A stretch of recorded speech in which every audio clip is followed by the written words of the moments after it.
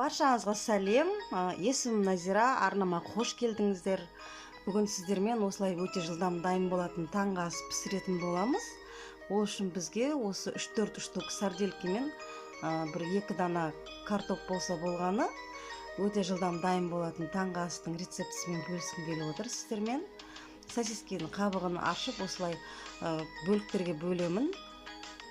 Бөліп алып, сосын картопты жұп-жұқа етіп турап дайындап аламын. Достар, каналыма тіркелмеген болсаңыздар, каналыма тіркеліп, лайк басып, менің каналымды қолдап кетіп қойсаңыздар, алғысымды айтар едім. Енді дайындап алған картопты арасына кішкене тұз сеуіп жіберемін.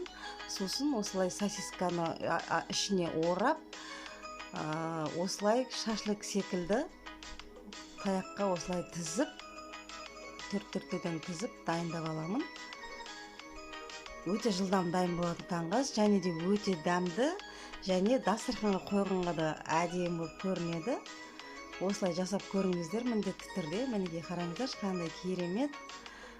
Барлығын осылай дайындап алам. Менде 5 дана шықты.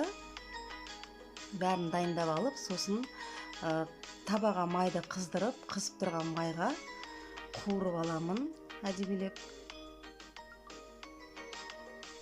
Неге осылай жасасаңыздар болады, өте дәмді болып шығады.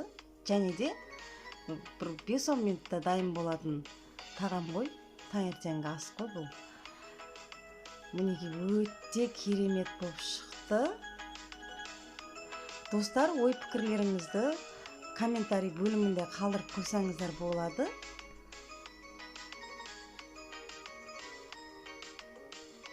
Бұл деген жылдам дайын болатын асты жақсы көреміз ғой, негізі бәріміз, әсіресе әйелдер қауымы.